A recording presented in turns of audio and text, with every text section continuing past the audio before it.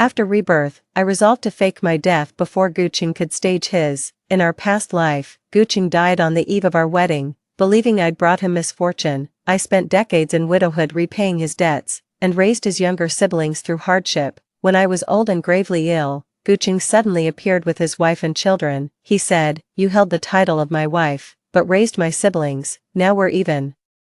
Only then did I realize he'd faked his death years ago to elope with a classmate. The revelation made me cough up blood and rage and die. When I opened my eyes again, I resolved to fake my death first. 1. I was reborn 2 days before my wedding to Guqing. I rushed to town and bought a southbound train ticket for tomorrow morning. In my past life, it was Guqing who faked his death before the wedding. He'd secretly run off to the south with his classmate, living it up. He left me with a mountain of debt and my younger siblings to care for. This time, I'll be the one to run away first and see how he handles it. When I rushed home, I heard laughter coming from inside. It was Guqing and her classmate, Zhu Xiuqin, in the red dress I'd prepared for the wedding, twirled around like a colorful butterfly. Guqing watched her, a smile playing on his lips. He was handsome and she was graceful. They looked exactly like a couple about to get married. My entrance into the room broke the tender moment. Zhu Xiuqin flinched. "I just wanted to try on a wedding dress. I never got to wear one when I got married. You know how my in-laws are." She covered her face with her hands and sobbed. Years ago, Zhu Xiuqin was forced by her parents to marry a good-for-nothing. Enduring endless hardship, she had just divorced him and returned to the village 6 months ago. But her parents and siblings treated her terribly, often denying her food. Guqing, citing their past as classmates, said she was in a pitiful state and he wanted to help her, so he often brought her home for meals, and the two were always seen together. Even though I was unhappy, my fondness for Guqing forced me to swallow my resentment and bitterness. Gradually, she became completely comfortable wearing my clothes and rummaging through my belongings in my own home. Now, I don't have to put up with it anymore. I walked up to her and said coldly, "Take off the clothes." Guqing frowned, blocking her way. "Xiaoya, let Xiuqin borrow it for a couple of days. You won't be wearing it until the day after tomorrow anyway." Guqing had already planned his pre-wedding fake death. He knew the marriage wouldn't happen, which was why he spoke with little conviction. I chuckled self-deprecatingly and reached to tear off Zhu Xiuqin's clothes. She shrieked sharply and ducked behind Guqing. Guqing instinctively shoved me, sending my body crashing into the table and toppling the tea set and dishes I'd bought for our wedding. They shattered instantly into pieces, just like the marriage I'd envisioned. It turned out to be a scam all along. Guqing's face fell, and he moved to help me up, but the neighbors were even quicker to rush over and gawk. In the countryside, doors are usually left open during the day. I held the scissors to my neck, my face a picture of misery. "Guqing, you brought another woman to my home. And she's wearing my wedding dress. How can I possibly go on living after you've trampled all over me like this? I don't genuinely want to harm myself. This is just a setup for my feigned death tomorrow. Once I'm dead, I hope Guqing can bear the village's scorn and condemnation. In my previous life, Guqing only pretended to drown. He died the day before our wedding. Everyone in the village whispered behind my back, calling me a husband killer and a jinx. I even thought I was responsible for Guqing's death, and my heart was filled with both sorrow and guilt. Later, Brother Ma, the moneylender from our village, showed up with a huge IOU signed by Guqing, forcing me to pay off the debt. It took me over a decade of hard work to finally pay off that debt. All the while, I was raising Guqing's younger siblings, and by the time I was not yet 50, I had fallen ill from exhaustion. As I lay on my deathbed, Guqing, who had been dead 4 years, returned to our hometown, resplendent with Zhu Xiuqin and their children. He watched me, cold and indifferent, as I clung to life. "You usurped my wife's name, but you did raise my siblings. We're even now, too." "Guqing, you can't do this. Xiaoya's mother was so good to you when she was alive, and now you're trying to drive her daughter to her death. That woman got divorced herself, and now she's ruining other people's relationships. How shameless. She's nothing but a vixen." The neighbor's whispers snapped me back from my past life memories. Zhu Xiuqin frantically stripped me of my clothes, then covered her face and ran out. Once the neighbors had left, Guqing glared at me, seething with anger. "Song Xiaoya, stop being so dramatic. It's just a piece of clothing, such a trivial matter. Why are you making such a big deal out of it?" I looked at him calmly. "Are you really going to marry me? I thought you liked Zhu Xiuqin." His eyes flickered for a moment, and he deliberately softened his tone. "Xiaoya, I promised your mom I'd look after you. Can we please stop this? When Guqing was a teenager, his parents passed away one after another. His relatives, deeming him unlucky, kicked him and his young siblings out of their home. The scrawny boy knelt at our doorstep, begging for food. Seeing how pitiful the three siblings were, my mother took them in. Life in the countryside was tough. To ensure the three siblings wouldn't go hungry, my family stretched our two-person food ration to feed five. Even on her deathbed, my mother didn't push Guqing to marry me. She just hoped someone would be there to help me if I ever fell on hard times. Guqing was the one who proposed to me, and I had feelings for him too, so I didn't object. He kept saying he wanted to repay my family, but instead, he bit the hand that fed him. Seeing my silence, Guqing thought his words had moved me. He looked troubled again.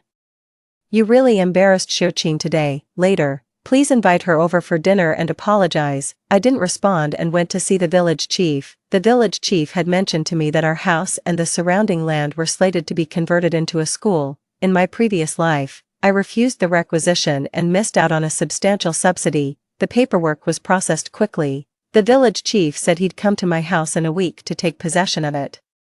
The village chief kindly asked me, with no house, where will all of you live? My expression remained unchanged as I replied, we'll find somewhere. Guqing and his siblings have been staying at my place for so long. They've probably forgotten who the real owner is. When I got home, Zhu Xiuqing was sitting with Gu Feng and Gu Yuan, who had just returned from school, all three of them chatting and laughing. The two children saw me and immediately glared. Don't you dare bully Sister Xiuqing. Zhu Xiuqing pretended to scold them, but her eyes held a mix of mockery and pity for me. She was mocking me for having taken care of these children for so long, only for them to still side with her, an outsider. In my past life, that brother-sister pair would constantly wail and curse me for bringing death upon their elder brother.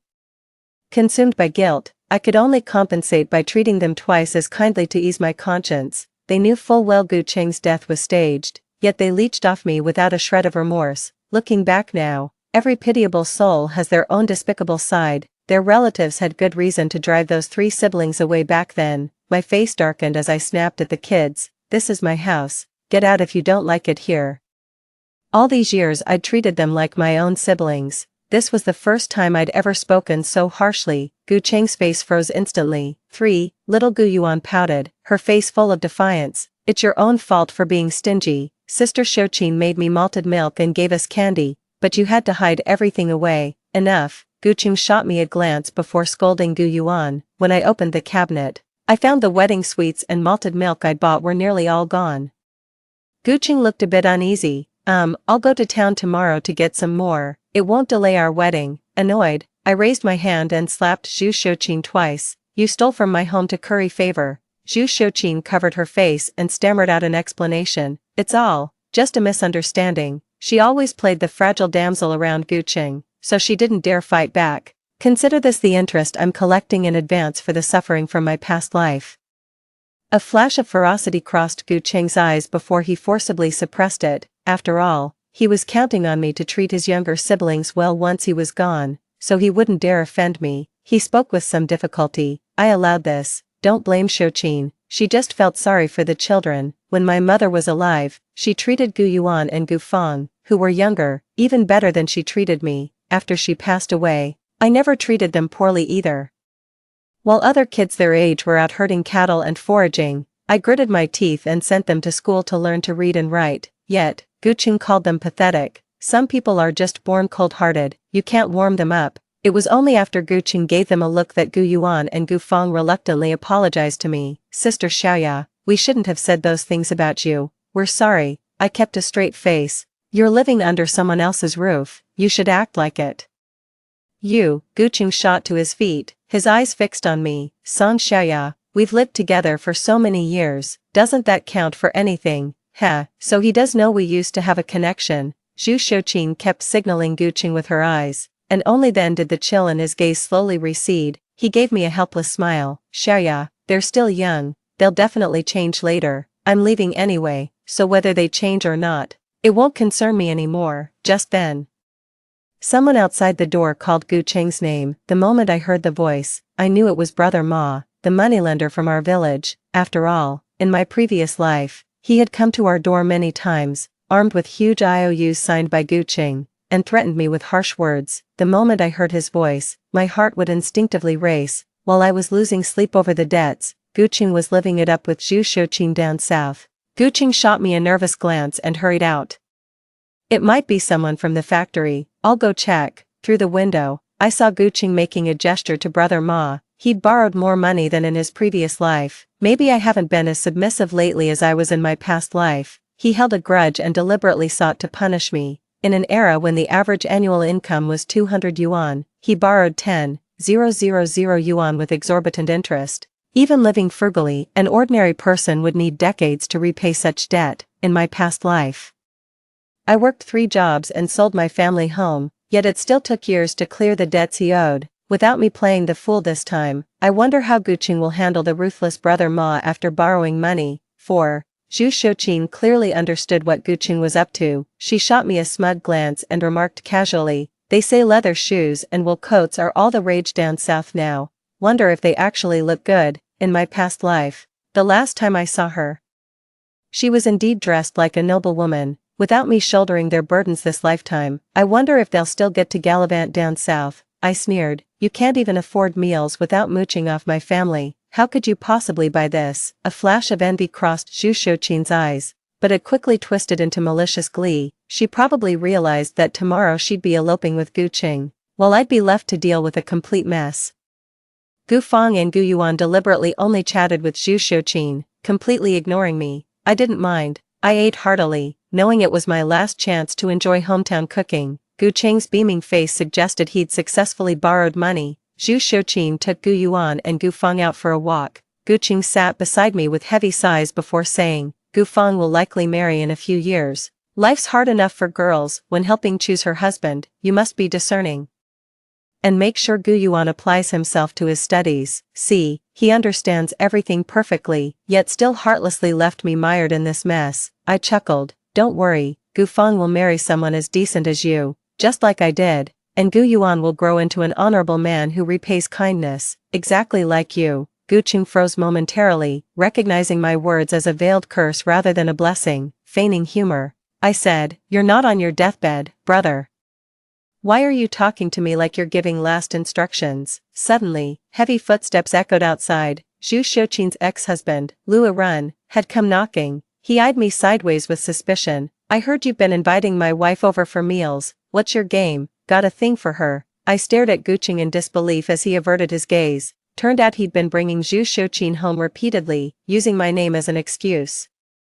No wonder Zhu Shouqin's ex-husband in my past life suspected Guqing after her disappearance. But since Guqing was already dead by then, he directed all his rage at me instead. He vented his anger by breaking my leg with a stick. I limped for the rest of my life, swallowing my hatred. I pretended not to understand. "Oh, I don't really know her," I said, turning back to Guqing. "Didn't you say you invited her over out of goodwill for a classmate? You've been coming home so late these past few nights. Were you with Zhu Shouqin?" Lua Run was a big, burly man, and even more of a simpleton. Hearing my words, his face instantly contorted with rage, and he slapped Guqing hard across the face. "Anyone who lays a hand on my wife, I'll kill them. Got it?" Only after Lua Run stumbled away, completely drunk, did I emerge from the corner. Guqing looked at me with a hint of reproach. "You shouldn't have said that just now.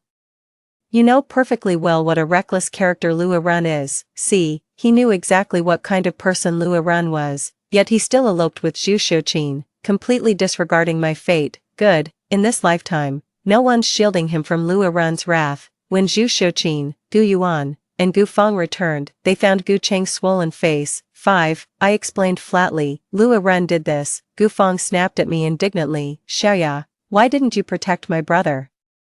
I watched Zhu Shouqin applying medicine to Guqing with intimate gestures. "Why aren't you blaming the troublemaker?" Zhu Shouqin's eyes instantly reddened. I had to admit, she was strikingly beautiful. Her natural delicacy evoked an instinctive urge to protect her. "I'm sorry, I had no choice but to hide from him. I'll leave now." Gu Feng and Gu Yuan immediately grabbed her, then turned to glare at me with resentment. Guqing also looked utterly disapproving. "Xiaoya, you've changed. I thought you were as kind as your mother. Shouqin is already so pitiful, we should help her." I scoffed. "Oh, you're so kind. Then why don't you take a few more beatings from Lua Run yourself? Let's see how kind-hearted he remains when Lua Run breaks his legs someday." the room fell silent instantly, the group guiltily lowering their heads. They knew damn well that after Gu Cheng's fake death, I'd be the one bearing Lua Run's wrath. I returned to my room, packed a small bundle, and prepared to leave at dawn. Why didn't I just call off the engagement and kick Gu Cheng and his siblings out? Because faking my death seemed like the better option. Gu Cheng had lived with my family for years. The whole village saw us as one household. With thugs like Brother Ma around, Gu Cheng's debts would have landed on me anyway. A girl with no family, faking death was my only way out. More than anything, I wanted Gu Cheng to taste his own medicine.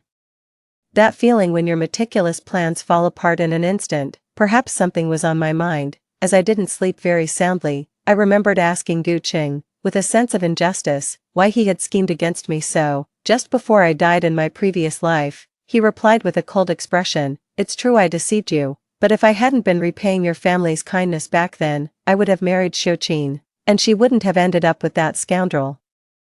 Now she's enjoying the good life in your place, and you've paid back what you owed her." I was so angry I felt like I was going to spit blood right then and there. If I had known he had someone else in his heart, I would never have agreed to marry him. He clearly enjoyed the care I gave to all three of his siblings, yet he still longed for Zhu Xiuqin. In the morning, Gu Cheng, with dark circles under his eyes, saw me come out of my room and quickly came over to greet me. I knew this afternoon was when he'd fake his death and disappear. He was worried about his younger siblings and wanted to give me a few more instructions. I didn't give him the chance, because a group of people showed up at my house to move furniture. "I'm leaving, and they won't get a single thing from me for cheap. I sold the wardrobe Gu Feng loved and the desk Gu Yuan used. These were all bought by my late mother." The two children glared at me with hatred, while Gu Cheng hesitated, trying to figure out my intentions before cautiously asking. I quickly explained, "Since we're getting married soon, we should replace the furniture. Gu Feng's outgrowing her wardrobe, and Gu Yuan needs a taller desk for studying." Gu Feng demanded, "I want a dressing table and a king-size bed too." Not to be outdone, Gu Yuan chimed in, "Me too." I waved my hand grandly, "You'll get all these things, just don't expect me to foot the bill." Gu Cheng looked at me with gratitude, even moving to hug me. "Xiaoya, you're so kind. With you here, I feel completely at ease." I nearly gagged in disgust and quickly excused myself, saying it was getting late and I needed to check out new furniture in town. "Xiaoya, we'll be family from now on. Swear in your mother's name that you'll always treat my siblings well, no matter what happens, or your mother will never rest in peace." 6. Gu Cheng stopped me, waiting for my nod of agreement. In our past life, he forced me to make the same vow before faking his death, thinking he feared I'd mistreat his siblings after marriage. I complied. That single vow ended up consuming the better part of my life. Gu Cheng saw my silence, and a flicker of hurt crossed his face. "Never mind," he said, "they're dead weight. It's understandable you don't want them." I said, "Swear to me first, if you ever treat me badly, your parents won't rest in peace, even in the afterlife." Gu Cheng's face stiffened. He seemed not to have expected me to retort. Whenever Gu Cheng used to wallow in self-pity like that, I'd always soften and give in. I have to admit, he really knew how to manipulate the past me. I also knew that whether I swore or not, Gu Cheng would go through with his fake death plan. He had already taken out a huge loan, and according to Ma Ji's rules, even if he paid it back immediately, he'd still owe exorbitant interest. Gu Cheng's factory wages were nowhere near enough to pay it off. He's already been targeted by Zhu Xiuqin's ex-husband. The die is cast. While Gu Cheng stood frozen in shock, I walked out the gate. I ran into some villagers on the road. Everyone I ran into asked me where I was off to. Now that I was getting married, I rubbed my eyes, a look of sorrow on my face. "I just want to get away for a bit, by myself." "Is it because of Zhu Xiuqin?" "Oh, Gu Cheng really doesn't know what he's doing." Tears instantly welled up in my eyes. "Zhu Xiuqin wore my clothes and secretly ate my family's food, but my mom is gone, and there's no one to help me." The neighbors comforted me, while scolding the Gu Cheng siblings as ungrateful ingrates, helping outsiders bully their benefactor's daughter. With a look of dejection, I walked straight out of the village. A storm was brewing. As expected, not a soul was in sight by the riverside. I boarded the waiting boat and headed to the train station. An hour later, I boarded the southbound train with my face covered. The scenery flashed by the window as I grew drowsy. At noon, Gu Cheng finally left home with visible reluctance. He repeatedly reminded Gu Feng and Gu Yuan, "Be kind to Song Xiaoya. Take good care of yourselves." "All right to you." The siblings' eyes instantly reddened. "Brother, stay safe out there, we'll be fine." Since that woman wants to be our sister-in-law, she ought to sacrifice everything for us. Guqing had no doubts. He was convinced of my kindness and generosity, certain I'd treat his siblings well. In our past life, his gamble paid off. I'd rather live on scraps than let his brother and sister go hungry. Guqing borrowed a small boat and rowed towards the big river. What surprised him was that there should have been no one by the river on such a stormy day. Yet it was now swarming with villagers. With so many people watching, how was he supposed to carry out his fake death plan? Should he postpone the plan? But Zhu Xiuqin had already bought her train ticket and was waiting for him in town. Someone recognized him and urgently called out, "Your fiancé must have fallen into the river. Come quickly and see." Guqing thought it was impossible. I clearly went to town to order furniture. How could I have fallen into the great river, yet? My shoes were scattered on the bank, and my hat was floating in the middle of the river. All of this strongly suggested that something terrible had happened to me. In his past life, Guqing also faked his death like this. He said he was going to catch some fish for the main appetizer of our dinner party. I felt even more guilty, thinking he sacrificed his life for our wedding. This large river flows into the Yangtze, and its currents are swift, even if someone drowns. It's incredibly difficult to find the body without advanced equipment. In my past life, I never suspected Songqing would fake his death. With his younger siblings still here, he'd surely return if alive. 7. I sought refuge with my cousin, who'd made her fortune in Guangzhou's garment trade before becoming our village's first 10,000 yuan household. I decided to place a bulk order with factories for those newly imported jeans. Most people doubted this stiff, unflattering fabric would catch on. Who would have thought they'd take the world by storm, becoming timeless fashion staples? 8. Guqing turned pale the instant he saw my belongings left behind. Some speculated I'd intentionally sought death, given how emotionally unstable I'd been that morning. The villagers pointed fingers at Guqing, calling him heartless and accusing him of driving me to death through his entanglement with another woman. Guqing was still in shock. My death had completely derailed his plans, leaving him utterly at a loss. Soon enough, Brother Ma showed up with his gang to collect the debt. News of my death spread through the village. Brother Ma had only agreed to lend Guqing money because I was a local and owned property here. Now that I'm gone, he obviously doesn't trust the deal anymore. With professional instinct, he snatched Guqing's bag, packed with clothes and expensive watches, clearly indicating plans for a long journey. He immediately demanded Guqing repay the debt, threatening to break his legs otherwise. I learned all this from a letter written by my cousin in the same village. Of course, I only told her I fled heartbroken after Guqing's affair with Zhu Xiuqin. She knew nothing of our past grudges. Brother Ma sensed Guqing might try to flee, so he escorted him home and started hurling abuse while demanding repayment. Guqing had never faced such aggression before and was paralyzed with fear. In my past life, I endured similar situations for over a decade while protecting the terrified Gufang siblings. Guqing hoped there might still be money in my room, but I'd sold off all the furniture. The place was completely bare. Gufang and Guyuan clung to each other, trembling like leaves in the wind. Guqing had a sudden thought. My house could still fetch some money, and since I'm dead and have no relatives, it's not like anyone else will claim it. The house could only belong to him, her fiancé. But then the village chief showed up with some people, pulling out documents to declare that my house had already been requisitioned. This way, even if Guqing dared to buy it, Brother Ma wouldn't dare to accept it. Guqing was furious and frantic, constantly blaming me. How could he die so suddenly? Fine, he's dead.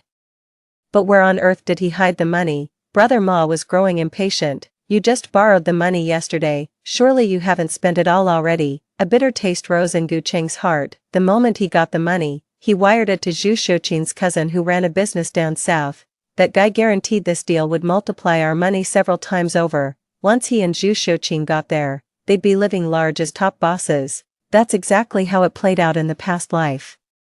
But now Guqing had missed today's train to Guangzhou, and with Brother Ma breathing down his neck, leaving town again was out of the question. Guqing pinned his hopes on Zhu Xiuqin. Maybe she'd go ahead to Guangzhou without him, get the money, and bail him out of Brother Ma's clutches. Unfortunately, his hopes were dashed once again. Zhu Xiuqin was forcibly brought back to the village by her ex-husband. It turned out Zhu Xiuqin and Lu Run had never legally divorced, and her family still held on to the hefty bride price from Lu without returning it, which explained his constant harassment. Chaos reigned in Guqing like a boiling pot. While the money wired to Zhu's cousin vanished without a trace, my business really started to take off. 9. I incorporated future fashion trends into my designs, creating bell-bottoms and high-waisted jeans. I had them mass-produced in factories. And my cousin even joined me as a partner. She specialized in sales, while I handled sourcing manufacturers. As soon as the first batch was ready, we gave them away for free to young girls on the street. It quickly became a new fashion trend,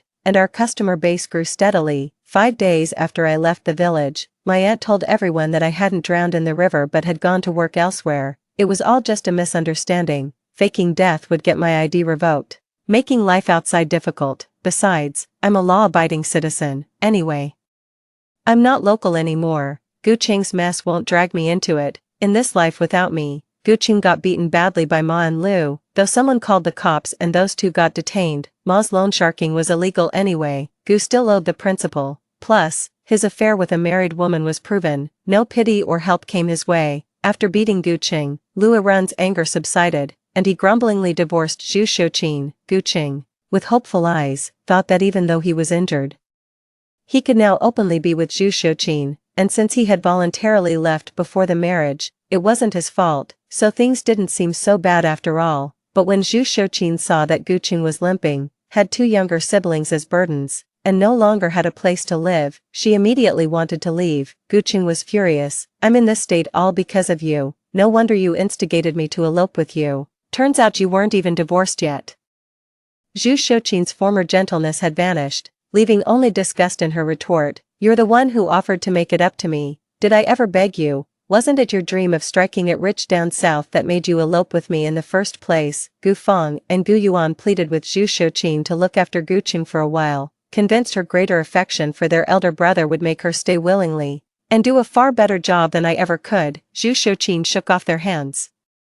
Who'd want to take care of you 2 deadweights? Think I'm some fool like Song Xiaoya, waiting on you like royalty? After a heated argument, Zhu Shouqin left and reportedly went back to the matchmaking circuit. Gu Feng and Gu Yuan couldn't adjust to their newfound hardship, constantly blaming Guqing for driving me away while refusing to care for his bedridden self. Eventually, Gu Feng and Gu Yuan couldn't afford tuition and had to drop out. One resigned herself to cutting pigweed, while the other took up odd handicraft jobs to scrape by. Back when they were with me, they lived a life of pampered luxury. Reading my cousin's letter did lift a weight off my chest, but I'd rather not dwell on past grievances. I just want this life to be worthwhile. Yet against all expectations, I ran into Guqing 3 months later. 10. My house got requisitioned, and there was paperwork to finalize. I had to make a trip back to the village.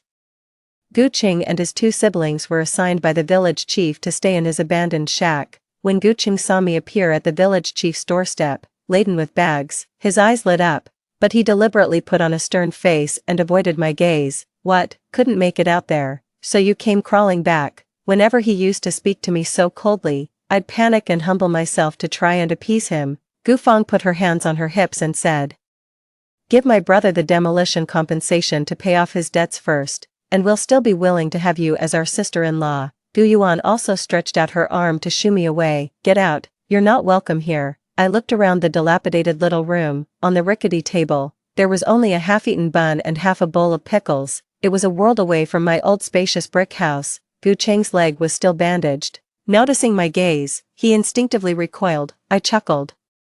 Why would I want to be your sister-in-law? For your brother's limp or his mountain of debt? Guqing glared at me with humiliated fury, his lips parting soundlessly. Gu Feng blustered with false bravado. My brother only got into debt to marry you. You ran away. Now you owe him compensation. Guqing's eyes reddened, and he looked at me with a wronged expression. Xiao Feng, stop. This was all my choice. And it has nothing to do with your sister Xiaoya. To think he's still putting on this act of deep affection in front of me now, well, then, I might as well expose the truth. Guqing, the reason you're like this now is simply because you borrowed money, hoping to run away with Zhu Shouqin, but you were shot down before you even had a chance to fly. Tisk, tsk, how pitiful. Guqing's face instantly turned beet red. You know everything. Alright, I was wrong, okay. Zhu Shouqin totally conned me into it. Guqing looked at me pleadingly, still believing I was the same fool who considered them family, that I'd forgive their mistakes and reconcile for old time's sake, but I'd already paid dearly for my poor judgment in a past life. this time, I wouldn't be so naive. After signing the documents, I turned to leave. Through the window, I caught sight of Gu Cheng's resentful face. My aunt wrote to inform me. Gu Cheng promised brother Ma he'd repay the money ASAP. And might even set his sights on me next. Better watch out. I took note and refocused on running the business. Sure enough, I ran into Gu Cheng again soon after. 11. When I went to the station to pick up my visiting cousin, Gu Cheng showed up unannounced. With Gu Feng and Gu Yuan in tow, Gu Cheng leaned on a crutch, evidently lame in one leg. His face was haggard, his clothes in tatters, and the brother-sister pair trailing behind him looked equally disheveled, unaccustomed to hardship. They'd finally reached their breaking point. My cousin found their presence ill-omened and tried to shoo them away, but they just stared at me with pitiful eyes. They looked exactly like this when they first arrived at my home. My heartbroken mother immediately boiled water for their baths and bought them new clothes. Their initial wariness gradually turned into a sense of entitlement, then they exploited my kindness to manipulate me. The human heart is ever fickle. My cousin and I have established a sizable wholesale market specializing in various types of trousers. Seeing the thriving business, the trio's eyes gleamed with greed and envy. The three lingered stubbornly at our shop entrance like persistent leeches. A curious customer asked who they were. Gu Cheng actually blushed and looked at me. I'm Xiaoya's family. Gu Feng and Gu Yuan chimed in. Sister Xiaoya is our sister-in-law. My cousin was so annoyed she wanted to kick them out. But they didn't do anything out of line. And calling security wouldn't have helped anyway. When things calm down, I'll talk to them. A Cantonese tea house, thick with smoke. Gu Cheng looked at her expectantly. Xiaoya, your mother took us in back then because she was afraid you'd be all alone and bullied in the future. I poured myself a cup of tea. Yes, she hoped I wouldn't feel too lonely after she's gone. Gu Cheng's eyes instantly lit up, his hands trembling with excitement. Yes, yes. That's why we came to you. We can give you the warmth of home. Let's live together like we used to. Okay, if you want to marry me, we'll do it right away. Gu Yuan, stuffing pastries into his mouth, exclaimed, so delicious. I'm coming here every day from now on. Gu Feng had already pocketed all the sunflower seeds and peanuts from the table. Gu Cheng looked rather embarrassed, cautiously watching my reaction. I curled my lips slightly. But I already have a home. A pretty little girl ran up to me from behind, holding a bouquet of flowers. Sister Xiaoya, this is a gift from my brother. Behind him, the young and handsome tea house owner smiled and nodded at me. Gu Cheng's face drained of color, and he spoke with difficulty. Why, I said calmly, the tea house owner is young and accomplished, handsome and wealthy, and his sister is generous and lovely. 12. My gaze inadvertently drifted over Gu Cheng's crippled leg. Then to Gu Yuan and Gu Feng with crumbs all over their faces. As I stood to leave, I caught Gu Cheng's reflection in the glass, his stare at my retreating figure growing increasingly venomous. The next day, my shop went up in flames. Fortunately, it was spotted in time and the damage was minimal. Thankfully, neither my cousin nor I were sleeping in the shop that night. Gu Cheng and his two siblings were apprehended at the train station. They were carrying several thousand in cash stolen from the store. Gu Cheng faces years behind bars for arson and theft with malicious intent. Gu Yuan and Gu Feng were too young, so they were sent back to their hometown. Before being detained, Gu Cheng asked to see me one last time. Could you look after Xiaofeng and Xiaoyuan for me? They're just kids, they don't understand right from wrong. I scoffed. No, a heartless woman like me wouldn't bother. In my past life when I fell gravely ill, Gu Yuan and Gu Feng had already settled down with families and careers. I lay neglected in the old house, forgotten by all. Only after the village head called did they reluctantly visit. They wouldn't even pour me a glass of water. Later, Gu Cheng asked how they'd been getting along all these years. They replied, that woman actually has a conscience. She didn't treat us badly, but in our hearts, we only recognize Sister Xiuqin as our sister-in-law, after toiling for most of my life. In their eyes, I'm just that woman. Gu Cheng's face changed dramatically, and he pointed at me with a trembling finger. You're back too. No wonder, you did it on purpose. You deliberately left the money in plain sight and then intentionally provoked me. And you deliberately left before my faked death, didn't you? It wasn't because of me and Xiuqin that you left heartbroken, was it? Gu Cheng yelled, losing his composure. His face filled with disbelief. I innocently shook my head.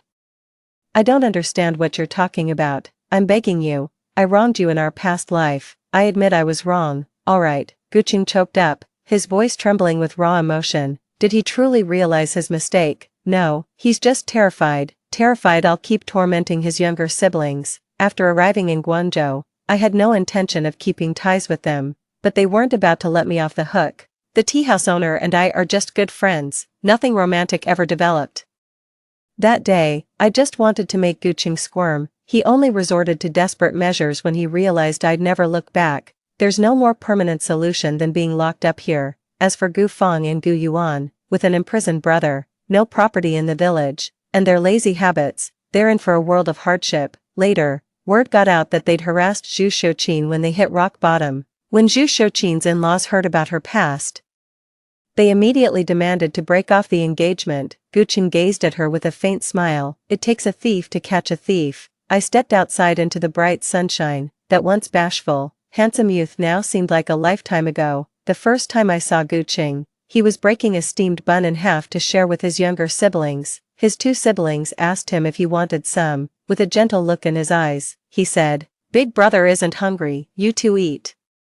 My mom was incredibly touched and whispered it to me. "He's a wonderful boy, Xiaoya. Would you like to have an older brother?" I nodded, overjoyed. "How about we make him part of our family? Otherwise, if I leave, you'll be all alone here, and it won't feel like home anymore." Now I want to tell Mom, home isn't defined by headcount. Where the heart finds peace becomes my home, be it solitude or company. My cousin grabbed me excitedly when she saw me return. "The jeans design you created is selling like hotcakes again. Perfect. This life's treating me well with bright prospects and smooth sailing." The end. Story 2. My sister and I were the most beautiful twins in the orphanage, simultaneously noticed by a family of doctors and a top-tier wealthy family. In our past life, my sister chose the wealthy family for their fortune, stepping into that top-tier Maybach without hesitation. Little did she know what awaited her was a disabled, temperamental young master of the wealthy family. My sister was told she was his dog in life, and after the young master's death, she was forced to be buried alive with him. Raised in a family of doctors, I became the golden prodigy of the hospital, pampered like a princess alongside my genius but aloof stepbrother. My sister, consumed by jealousy, stabbed me to death on my wedding day. Why should I be the only one living such a miserable life? When I opened my eyes again, we had returned to the day we were adopted. This time, my sister took the initiative to hold the doctor's wife's hand first. I smiled as I watched her triumphant figure walk away. Can't even outplay a brainless rich young master, and you think you can outsmart a cunning Yandere. 1. The Shen and Li families left the choice to me and my sister, Cici, Ran. The two of you decide for yourselves who you want to go with.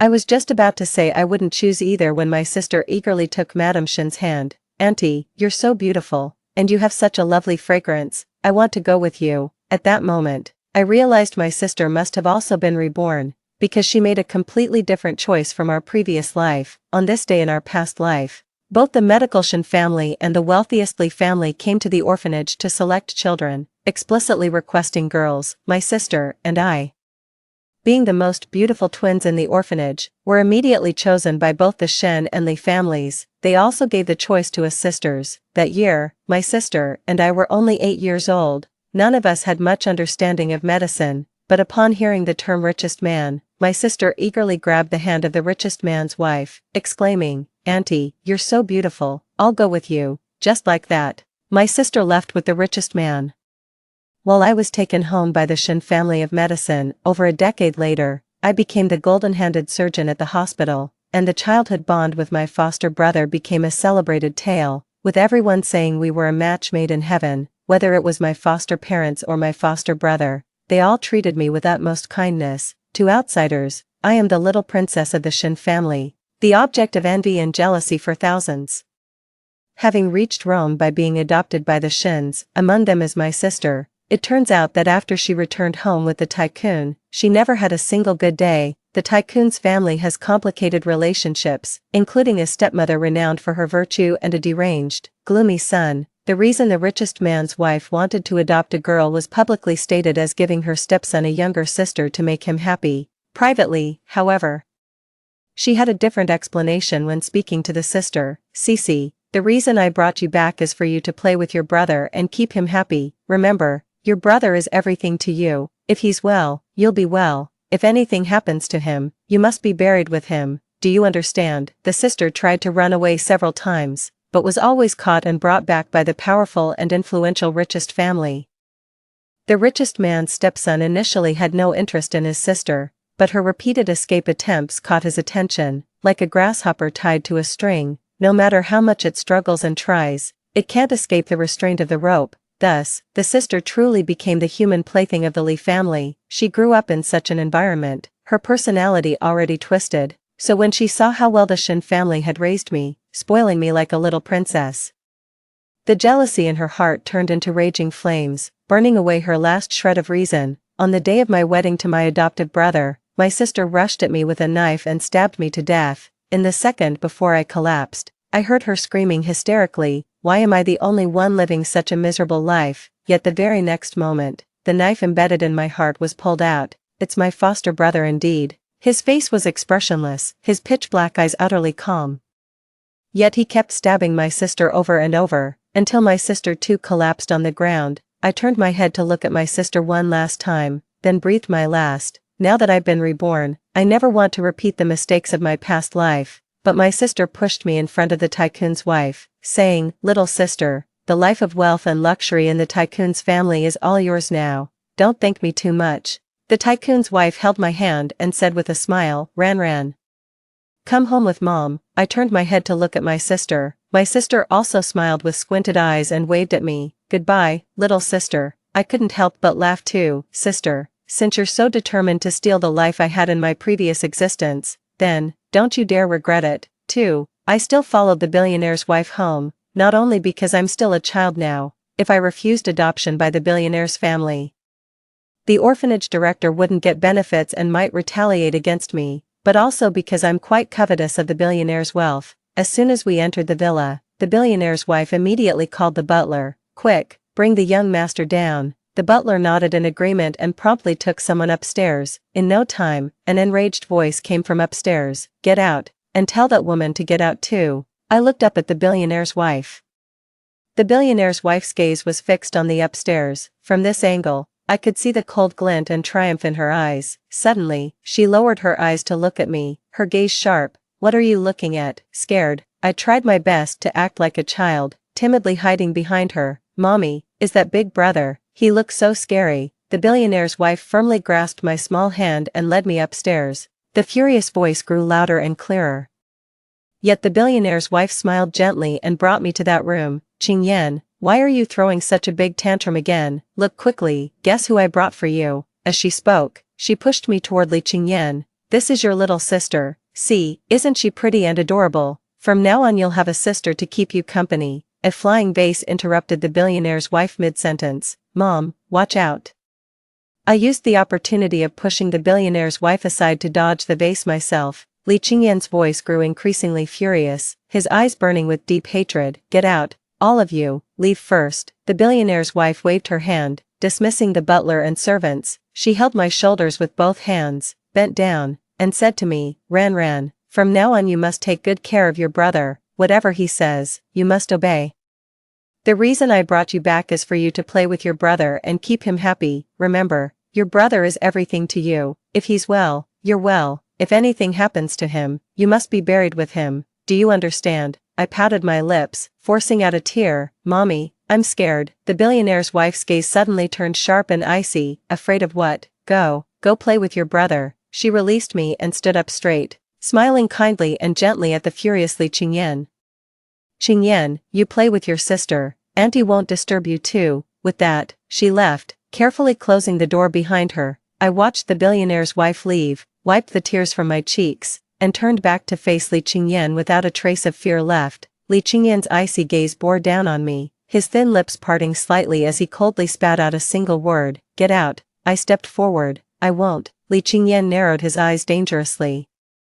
"You're just a dog that woman sent to spy on me. Aren't you afraid I'll kill you?" I raised an eyebrow. "Kill me, and you'll never stand up again in this lifetime." Fury returned to Li Qingyan's flawless face. "You're looking for death." I glanced back at the door again to ensure the billionaire's wife wasn't eavesdropping, then lowered my voice to a volume only Li Qingyan could hear. "I can cure your legs." Li Qingyan laughed in extreme anger, scanning me up and down. "You? An 8-year-old girl?" "Yes, me." I took another step forward, closing the distance between us. "Besides, right now I'm the only one you can trust." Li Qingyan finally noticed something was off about me. "Who exactly are you?" I shrugged. Just an 8-year-old little girl. Li Qingyan scoffed lightly. That woman is truly formidable. She can find anyone. It seems I can't underestimate you. It's not that woman who's formidable. It's me. I extended my hand. I'll heal your legs.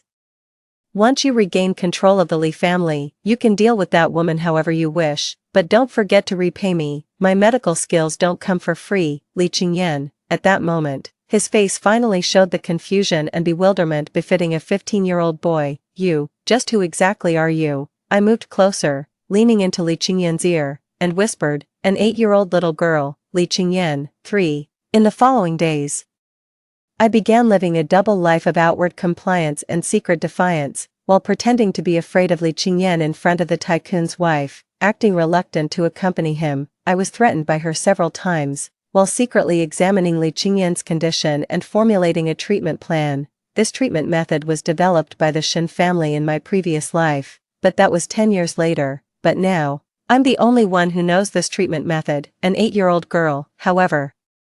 Li Qingyan still doesn't believe me. You're acting all mysterious every day. If I find out you're lying to me, I'll make sure you die without a burial place. I crouched beside Li Qingyan's legs and couldn't help rolling my eyes at his words. If you're so capable, how come you've been suppressed by your stepmother all this time? Wouldn't it be better to just make her disappear without a trace? Li Qingyan choked on his words. I soothingly patted his leg. Brother, just relax.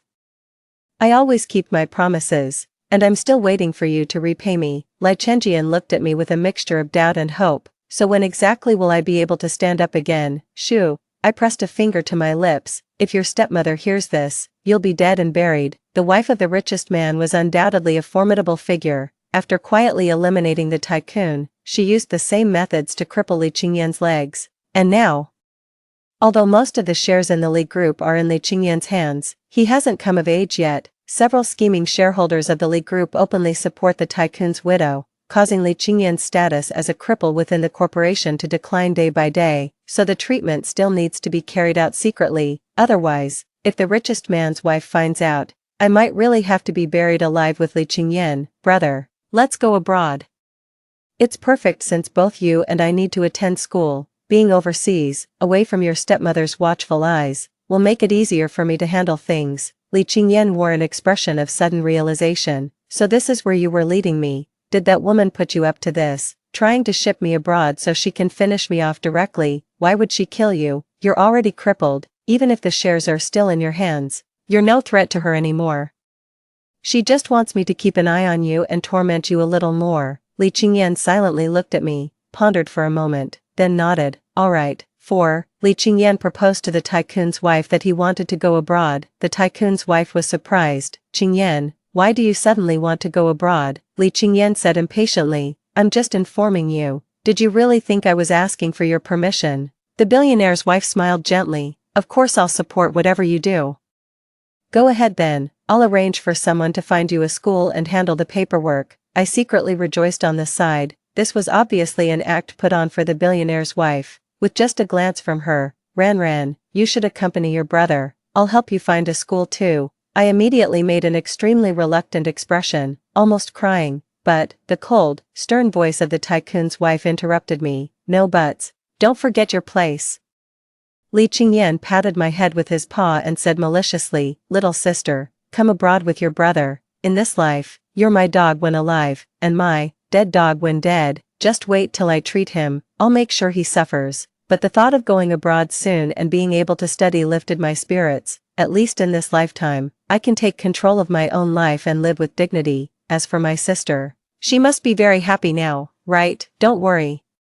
Her so-called adoptive brother won't be able to hide his true colors for much longer. Suddenly, a demonic voice emerged in my mind without warning. Ran, who is that boy? Do you like him? Ran, you're so disobedient. Ran, do you like this chain? What about this cage? Brother really loves seeing you chained in the cage. That way, you belong to me alone. Ran, you're mine, not just in this life, but in all your future lives too. For eternity, you can only belong to me. Ran, ah. I covered my ears and screamed. The richest man's wife said sharply, Li Ran, are you crazy? Your brother just touched your head. Why are you screaming? I suddenly came to my senses and turned my head to meet Li Qingyan's probing gaze. Everything has changed in this lifetime. I let out a slight sigh of relief and shook my head. I'm sorry, I won't dare to do it again. It seems I still haven't completely erased the shadows from my past life from my heart, but fortunately, I'm about to go abroad, far away from here.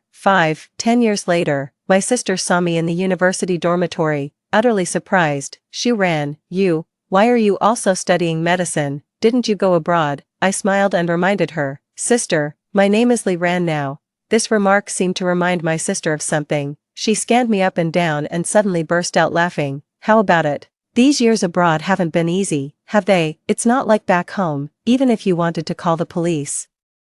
They wouldn't stand up for you. I pretended not to understand. Sister, what are you talking about? My sister gave a knowing smile. Alright, I get it. Just swallow your pride and bear it. I'm actually surprised that Mad Dog Li Qingyan has let you live this long. After all, you don't have the wits like I do to survive under his thumb. I continued pretending not to understand. Sister, why are you talking about my brother? The sister sneered contemptuously. You can't fool me, Shi Ran.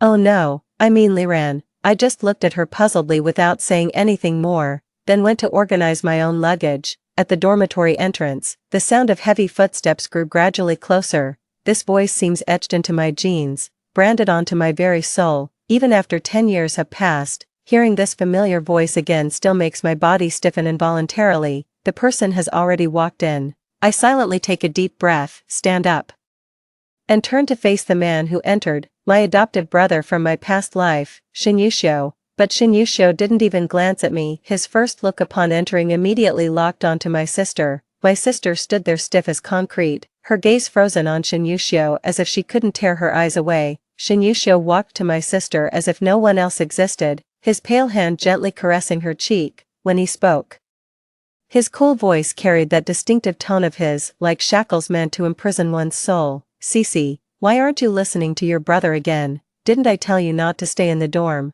Come, let's go home with me. His voice was soft, yet carried an undeniable authority. My sister's body began to tremble, her voice quivering. I want to stay in the dorm, brother, please. Just let me make this decision for myself this once. Shin Yuxiu smiled, so gently it seemed. His gaze at my sister like ice and fire colliding. That look, I knew it all too well. In my past life, Shin Yuxiu used this exact gaze to shackle me. Be good, Cece. My sister swallowed hard, her choked sobs growing quieter as she pleaded. Brother, please, I beg you, I promise, I'll come home every Friday. The air around Shin Yuxiu instantly turned icy. Is there a boy at school that you like? My sister shook her head vigorously. No, brother, believe me, there isn't any boy I like. Shin Yuxiu seemed to notice me only then, as he slowly turned his head to look at me. The emotions in his eyes had already receded, leaving behind only an unreadable calm, but when he clearly saw my face, a fleeting look of surprise still flashed across his expression. He pulled his sister into his embrace, the corners of his lips curling into an almost imperceptible smile. Li Ran, so you're Cece's little sister, right? 6 golden metal bars seemed to materialize before my eyes, the cage Shin Yuxiu used to imprison me. My throat grew tighter, making even breathing difficult. Kneeling at his feet in the most wretched posture, with the most pitiful and helpless expression, I begged him through tears. Brother, please let me go, I'm begging you, please. I even kowtowed to him. Shin Yuxiu crouched before me, his cold fingers slowly tilting my chin up. No, Ran, if I let you go and you run away, where would I find you? Ran, you know I can't live without you. These were things from my past life. That's right, they were things from my past life. I silently let out a sigh of relief and nodded with a smile. I'm Li Ran. Shin Yuxiu smiled knowingly. No wonder our Cece insisted on living on campus, so she knew her younger sister had returned from abroad and wanted to reunite with her. He then turned to face my sister. Ran, I'll let you stay in the dormitory for a few days to experience it. I'll come pick you up in a few days. My sister's tense expression softened slightly as she nodded. Okay, thank you, brother. Shin Yuxiu gently patted his sister's head. No need to say thank you to your brother. He lowered his head, placed a light kiss on his sister's forehead, stroked her cheek, then gave me a gentlemanly nod before leaving. My sister's legs gave way, and she collapsed onto the edge of the bed. I walked over, taking in my sister's pale face. Sister, what's wrong? Why are you so afraid of your brother? Has he treated you badly? My sister looked up at me like a robot recharged after running out of power, and suddenly burst into laughter. Liran, actually you didn't have it easy in your past life either, did you? Shinyusho is a freak, a devil, how could he possibly let you off? It's all fake, everything is fake. I was deceived by the facade you created, in your past life. You were also born into a living hell. The more she spoke, the more she laughed. I feel much more balanced now, really. A chill ran through my heart. The reason she felt balanced was because she knew I had suffered greatly under Shinyusho's torment in my past life. Knew the Shin family had told Shinyusho, as long as you become a medical genius, we'll give you whatever you want. This little sister is just a toy for you to play with as you please. Knew I had been trapped in that cage for over half a year, living worse than a dog, so my sister could accept her own misfortune after all, the only condition being that I was equally miserable. 7. Beside my ear, my sister's voice continued, but soon such days will come to an end. Once I become a medical genius, everyone in the Shin family will have to obey me, and then it'll be my turn to torment them. A mischievous impulse rose within me, and I interrupted her sweet dream. Sister, what are you talking about? Why do I feel like you're not quite yourself this time we meet? My sister snapped out of her reverie and looked at me with a cold smile. It's not a dream. In the near future, what I said will definitely come true. Suddenly remembering something, she stared at me and asked, why are you studying medicine too? You, don't tell me you're also, have I been reborn too? Actually, telling her wouldn't matter. Everything changed completely from the moment my sister chose the Shin family in this lifetime. No matter how much she schemes, it's useless, but I won't tell her I've been reborn. Let her believe she's the only one holding the script from her past life, waiting for her comeback. The greater the hope, the greater the disappointment. I want to see the look of despair on my sister's face, as revenge for her killing me in my past life. In my past life, my sister ended my life.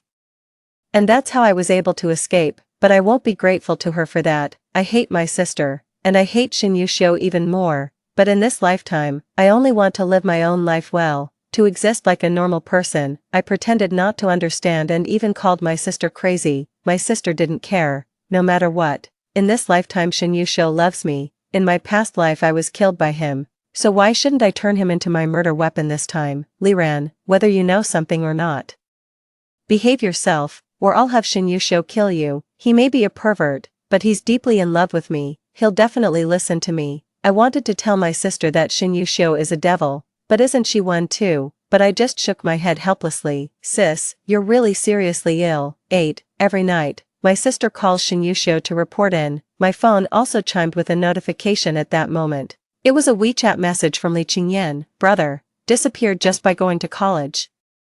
Don't you know how to call your brother? Though it was just text, I could still detect a tone of tsundere arrogance in it. You're in the apartment near the university. If you're worried, just come see for yourself. What's the point of calling? To say, brother, I'm fine, don't worry, brother. Do I need to worry about an 18-year-old adult? You're going to college, not Myanmar. Now it's an 18-year-old adult, not an 8-year-old little girl. Another message from Li Qingyan came through. Brother, I'll pick you up on Friday. That woman wants us to go back for a meal. The act must go on. Got it, brother. Good night. It's only past 7. What good night? During military training, the playground was bustling with activity, with many showcasing their talents, but I was really too tired, so I went back to the dorm to rest. The reason my sister came back so early is that she had to report to Shinyusho and didn't want to be overheard. I heard it, brother. I really don't have a boy I like. The only reason I want to stay at school is to be with my younger sister. I like you, brother. I only like you. In my past life, Shinyusho always forced me to say this phrase. His family only treated him as a tool for fame and reputation, never giving him even a shred of genuine affection. This is how someone starved of love to the extreme behaves, but this cannot be an excuse for him to torment others.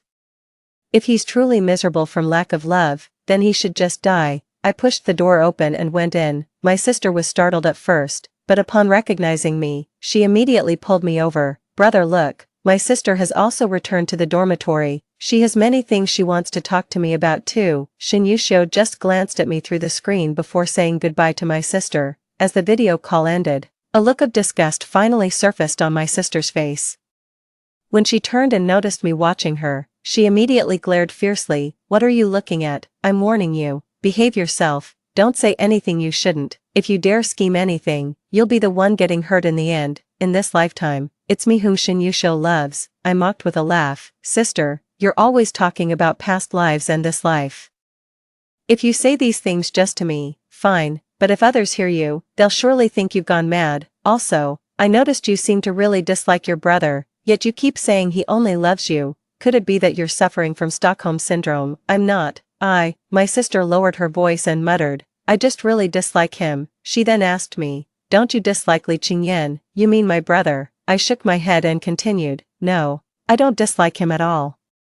My brother treats me extremely well, the elder sister sneered. Stop pretending here. Would that crippled bastard treat you well? Shin Yusho is a pervert, but is that lame wretch any better? I should have refused to be adopted by them from the start. Who says it isn't so? In her previous life, she was clearly killed by Shin Yusho, yet after rebirth, she chose the Shin family without hesitation. If she had refused adoption, she could have lived a good life in this lifetime by utilizing the cheat from her past life. I feel the same way, yet we both still walked the same old path from our past lives, even though we exchanged each other's paths, but I'm confident that my path in this life will become faster and smoother as I walk it. 9. Friday, after finishing military training, I returned to the dormitory to change clothes, preparing to go find Li Qingyan. My sister had also changed her clothes, and the two of us left the dormitory building together. Not far away, two luxury cars were parked side by side. The Bentley belonged to Shin Yusho, while the Aston Martin was Li Qingyan's. Upon seeing my sister, Shin Yusho got out of his car and walked gracefully towards us, directly taking her hand while giving me a friendly smile. How have you two sisters been this week? I was just about to speak when Li Qingyan's driver got out of the car. He took out a folding wheelchair, opened it, and then helped Li Qingyan get down and sit in the wheelchair. My sister looked over and instinctively held on to Shin Yusho's arm. Just as I have a shadow over Shin Yusho, my sister also has a shadow over Li Qingyan. Shin Yusho was flattered, looking down at my sister's hand tightly clutching his arm, the corner of his lips curling up silently. What's wrong, Cece? My sister snapped back to reality and gave Shin Yusho a sweet smile. Nothing, I just missed you, brother.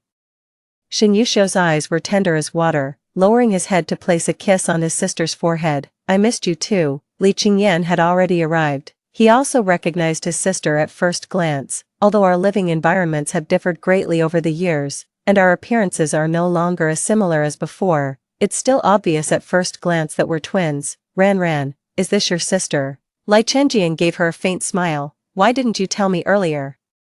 Then he extended his hand toward the sister. The sister hesitated, shook hands with Li Chenjian, and said, don't blame my younger sister. Please don't hit her. This wasn't her speaking up for me at all. It was pure schadenfreude. A flash of surprise crossed Li Chenjian's expression as he glared at me. Li Ran, is this how you tarnish my reputation outside? When have I ever hit you? That wasn't me saying it. It was sister's assumption. Besides, have you forgotten, when we first met, you immediately threw a vase at me. Li Qingyan's eyelid twitched slightly. Shut up. I immediately closed my mouth. Older sister burst out laughing. It was clear she was genuinely happy to see me doing poorly. Casting a sympathetic yet satisfied glance at me, my sister tightened her grip on Shin Yusho's arm. Brother, let's go home. Shin Yusho responded indifferently, withdrawing his icy gaze from Li Qingyan's hand. Let's go. Then he took my sister into the car. Suddenly, I got goosebumps.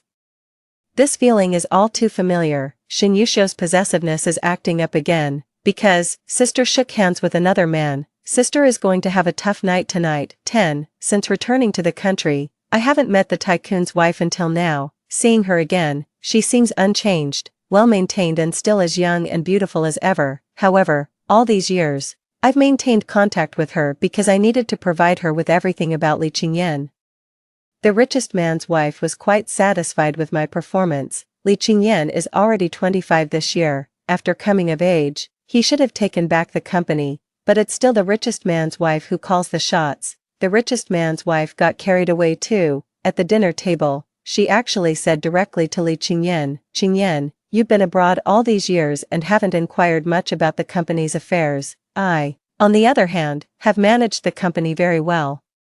It's just that I'm not the largest shareholder after all, which makes decision-making quite inconvenient. She paused briefly before continuing, Qingyan, transfer your shares to my name. If you're uneasy, I'll buy them from you. we're family. After your father passed, I've treated you like my own son, don't you trust me? Li Qingyan set down his chopsticks, his tone measured, striking just the right chord in everyone's hearts. The billionaire's wife stared unblinkingly at Li Qingyan. Her smile still perfectly poised, Li Qingyan slowly raised his gaze to meet hers, lips curving slightly. Since it's inconvenient for you, I'll officially take over the company starting tomorrow. No need to trouble you anymore, Auntie. The billionaire's wife didn't take Li Qingyan's words to heart. Qingyan, there are some things Auntie fears might hurt your pride if said, but they must be spoken. Her gaze fell on Li Qingyan's legs. Your legs? The company still has some reservations about them. Having outsiders see the Li Group led by someone with a disability would significantly damage the corporation's prestige. Li Qingyan nodded, appearing to agree with the billionaire's wife's words. The billionaire's wife smiled contentedly. Then, name your price. You set the price. Li Qingyan placed both hands on the wheelchair armrests. I'll buy your shares. The billionaire's wife smiled and said. You still don't understand what I mean. I understand. Li Qingyan slowly stood up and walked step by step toward her under the billionaire's wife's shocked gaze. Now, may I take over the company? The billionaire's wife's eyes widened, her gaze seemingly nailed to Li Qingyan's face. After a long pause, she finally spoke. How are you standing? Suddenly struck by a thought, the tycoon's wife abruptly stood up. Li Ran, you betrayed me. I shrugged innocently. You've been threatening me all along, even saying you'd make me die for my brother's funeral. Did you really expect me to stay loyal to you? The tycoon's wife flew into a rage and was about to charge at me when Li Qingyan suddenly grabbed her by the throat. Compared to Li Qingyan's calm composure, the tycoon's wife's face quickly turned as red as a tomato. She struggled violently, all traces of her elegant nobility vanishing completely. Let me go. As Li Chenjian loosened his grip, the billionaire's wife went limp and collapsed heavily onto the ground. Li Chenjian looked down at her with a cold smile. Auntie, I know you have much to say, but not now. Save your words for the police. Over the past decade, although Li Qingyan was abroad, he wasn't idle, receiving my treatment while gathering evidence of the billionaire's wife's crimes. A decade is enough time to accomplish anything. Li Qingyan has already handed over all the evidence to the police, proving the billionaire's wife murdered her husband and crippled Li Qingyan's legs. Soon after, the billionaire's wife was taken into custody. Li Qingyan officially took over the Li Group. As for those who sided with the billionaire's wife, they're now struggling to protect themselves and can't cause any trouble. I stayed by Li Qingyan's side the entire weekend until he assumed the chairman's position. I reached out my hand to him. You promised me. Can you give it to me now? Li Qingyan slightly furrowed his ink-dark brows and tapped my palm with his large hand. What are you in such a hurry for? I pouted and withdrew my hand. Li Qingyan shook his head with a smile. Don't worry, you won't miss out. I'll first set up a laboratory for you. Once you graduate from university, you can establish your own medical team. When has your brother ever broken a promise to you? I giggled and wrapped my arms around Li Qingyan's neck from behind. Brother, you're so good. Li Qingyan patted my arm. You're 18 now, not an 8-year-old girl anymore. Be more careful. He's quite the gentleman. 11. On Monday when I returned to school, as expected, I didn't see my sister. She didn't participate in military training, and surprisingly, the instructor didn't say anything about it. It was clear that Shin Yushio had already made arrangements with the school. It wasn't until half a month later, long after we had finished our military training, that my sister finally returned. This time when I saw her, it was obvious she seemed like someone whose soul had been taken over, leaving behind only a walking corpse. I noticed she was wearing high-necked clothes, even without looking underneath. I knew there must be marks from being tied around her neck. I gently patted her. My sister immediately jumped up as if electrocuted, like a startled bird. No, what are you doing, sister? What's wrong with you? My sister kept shaking her head. I'm fine, she suddenly shouted. None of your business. I shrugged. I can't be bothered with you either. My sister grabbed my arm abruptly, her pitch-black eyes staring at me intensely as if trying to suck me in. Little sister, let's switch back.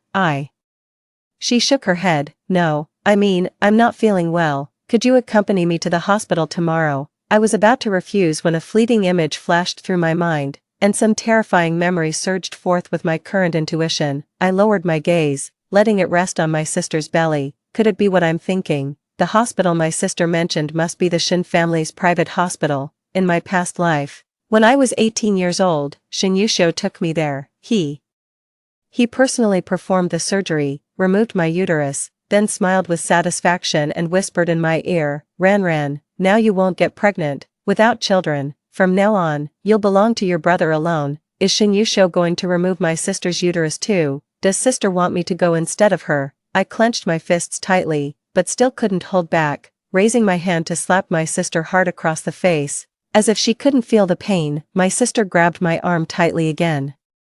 Little sister, you must come with me, you have to go, you must go. I pushed her away violently and said in the most vicious tone, Shushi, go to hell. I ran out of the dormitory and called Li Qingyan. Soon my sister came out too, chasing after me like a vengeful ghost. Little sister, don't run, come back. I kept running toward the school gate until I crashed headlong into Li Qingyan's arms. Catch her, my sister shrieked, seeing me stop. She laughed excitedly and charged at me.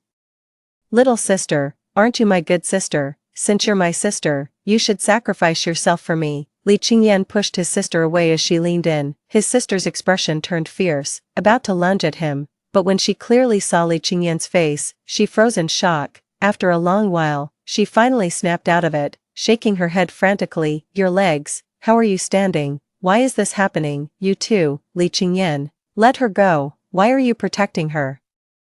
Wouldn't it be better if she died? Shouldn't you hate her? What, you still don't know, do you? She's your stepmother's pawn, she's been spying on you for her, and she even wants you dead. Li Qingyan shielded me tightly behind him. At that moment, Shinyusho arrived. 12. When my sister saw Shinyusho, she completely broke down. She immediately knelt at Shinyusho's feet. Brother, please spare me, don't alter my brain, I'll die. She suddenly pointed at me again. Shuran is your sister.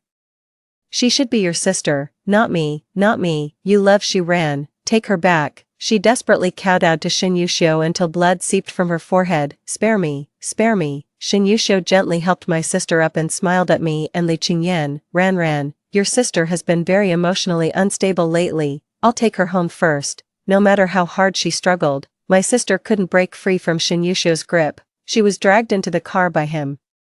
I know that once sister is taken back by Shinyusho this time, she will completely lose her freedom. Just as I was about to keep watching, I was already pulled into the car by Li Qingyan. After returning home, he finally asked me, what exactly is going on? What happened between your sister and Shinyusho? Why did your sister say you're actually Shinyusho's sister? I told Li Qingyan everything about my past life and admitted that I was reborn. Li Qingyan quickly accepted it. Because he had always doubted how an 8-year-old like me could possess such exceptional medical skills, now everything makes sense. So, in our past lives, you were by Shinyusho's side, while my companion was your sister. I nodded. Li Qingyan came over and hugged me. In our past life, did you become just like your sister too? I cried in Li Qingyan's arms, pouring out all my vulnerability, grievances, and resentment. Shinyusho is a monster. He forcibly removed my uterus when I was 18 because he didn't want me to have children. He refused to share me with anyone, kept me caged, and chained me. Ran. Li Qingyan murmured my name while holding me tightly. That was all in the past life. Now it's me who's by your side. He released me, cupped my face, and said, Ran, look at me, it's me. I'll protect you, I won't let anyone hurt you. Tears blurred my vision, but I could still clearly see Li Qingyan's face. All the negative emotions in my heart gradually dissipated. I took a deep breath. I'll protect myself too. Good. Li Qingyan held me tighter again. Big brother will give you whatever you want. As long as you can become strong enough to protect yourself, I'll do anything you ask. 13. With irrefutable evidence. Even with the best lawyers. The billionaire's wife couldn't overturn the case. What awaited her was the death penalty, but it was clear that Li Qingyan no longer cared about the billionaire's wife now. He told me, Ran, I will avenge you. I understand what he meant. He would take action against Shinyusho. I held his hand. Brother, don't act impulsively. Let's first see if Shinyusho makes any moves. After being reborn, I never intended to seek revenge. I just want to live my life well. To become strong enough to protect myself from anyone's harm. Li Qingyan didn't bring up revenge again, but then I received a call from Shinyusho. He asked to meet me. Naturally, I refused, but then my sister's heart-wrenching screams came through the phone. Ran, did you hear that? Shinyusho's gloomy, eerie voice carried a hint of amusement. That's your sister. She killed you in your past life, and now in this life, she's fallen into your brother's hands. I'll avenge you. My hand loosened. and my phone almost fell. All the hairs on my body stood on end. Shinyusho, you. Shinyusho's laughter came through the phone, creeping into my ears like a chilling wind blowing up from hell. Little sister, I've been reborn too. After killing your sister, I was imprisoned for 10 years. The moment I got out, I came straight to find you. I told you before, even if we have to go to hell, I'll be with you. I abruptly hung up the phone. That demon has returned, he's come for me. But this time, I can't just sit back and do nothing. 14. I went to see Shinyusho. He had my sister tied up in a villa in the suburbs, locked in a cage with chains. When my sister saw me, she broke down in tears, screaming with all her might, "Save me, little sister, save me." Shinyusho walked over and pulled me into his embrace, his voice brimming with longing. Ran, you came after all. I knew you wouldn't abandon your brother. Ran, I've missed you so much, for 10 years. I've thought of you every day, but I had to leave to find you. Did you miss me? I shoved him away violently, glaring at him with pure hatred. Shinyusho, I hate you. Shinyusho wasn't angered. Instead, he smiled. It was a twisted smile, one filled with excitement, bloodlust, and cruelty. Ran, you do love me, you just don't realize it yourself. I took a deep breath. Shinyusho, do you love me? I love you. Ran. Of course I love you. Shinyusho came over and hugged me again. Ran. I love you. I leaned close to his ear and said word by word, then how about you go die? Shinyusho's body stiffened. The next moment, police officers rushed in. Hands up. Shinyusho merely glanced at the police before his gaze returned to my face. He laughed again, but this time it carried a hint of desolation. Ran, I love you. He looked into my eyes while stepping back, repeating those 3 words, I love you, until he retreated into the cage.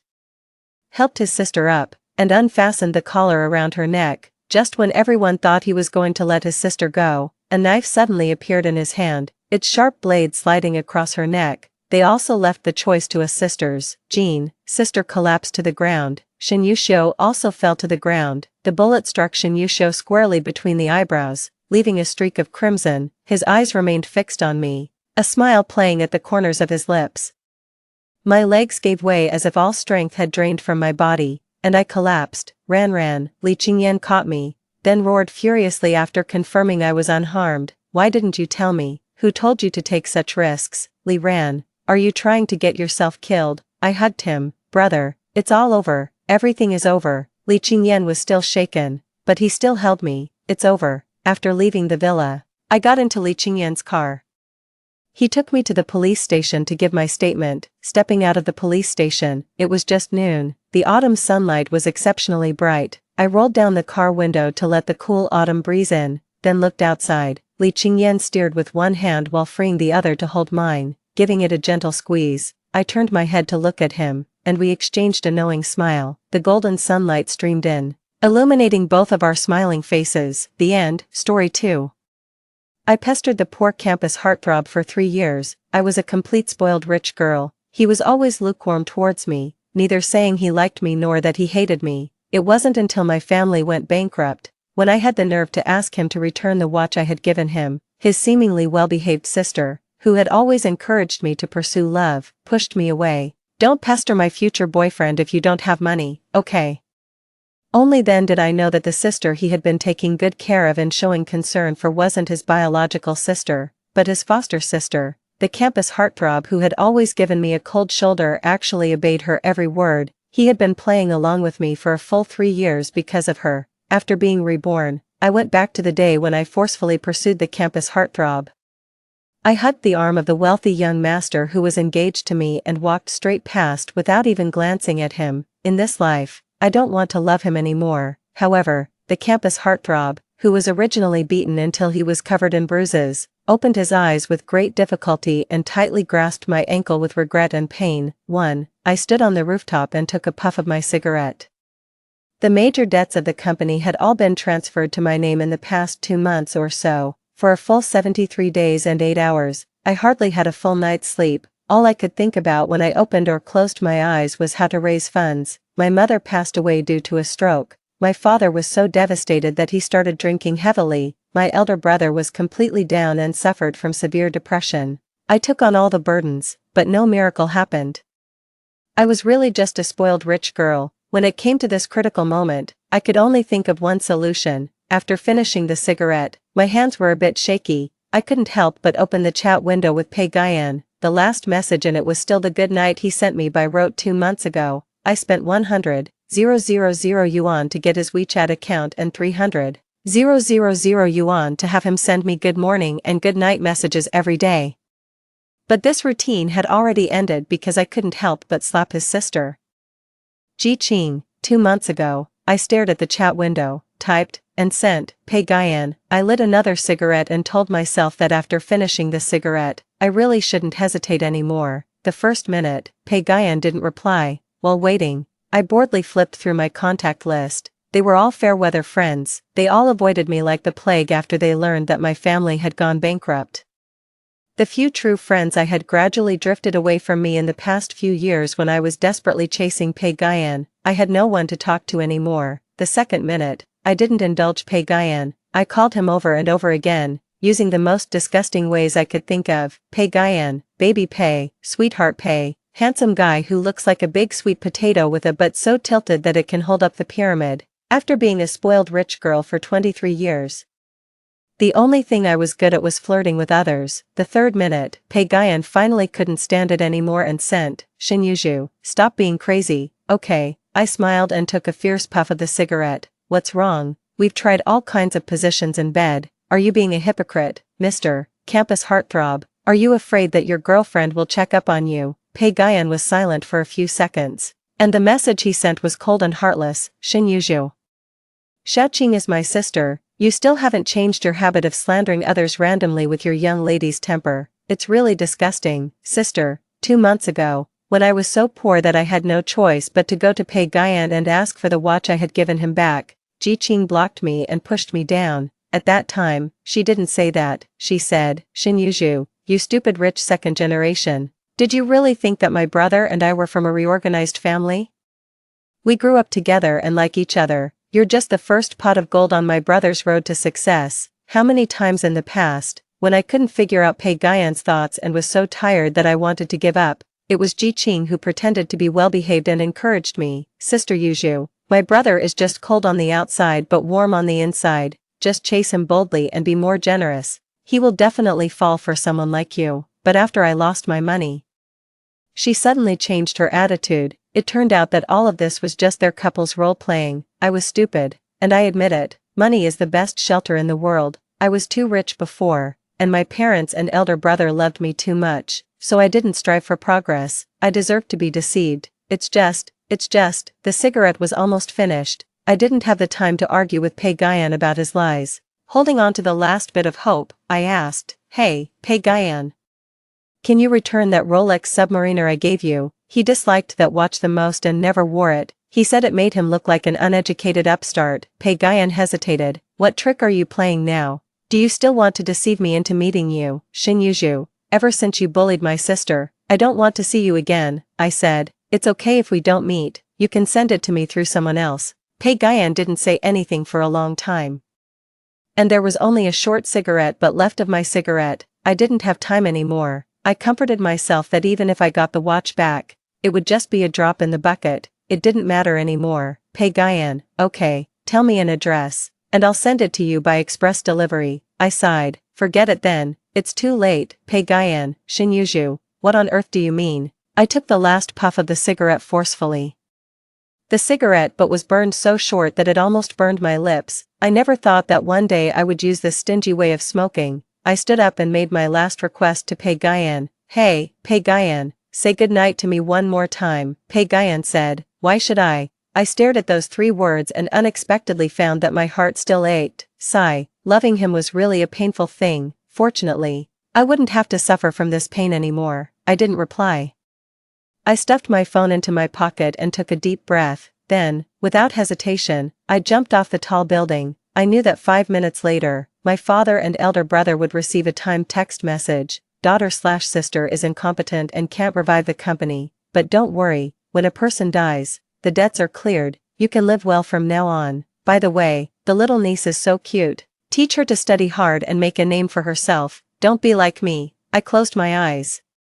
In the next life, I don't want to be a spoiled rich girl anymore. I don't want to hit anyone's wall of resistance anymore. not even until my head bleeds. 2. After a severe bout of dizziness, I tried my best to open my heavy eyelids. Then, I was stunned. The surroundings were neither the white walls of a hospital ward nor the burly men from a debt collection company. There was only a bustling entertainment club filled with feasting and revelry, a world of luxury and debauchery.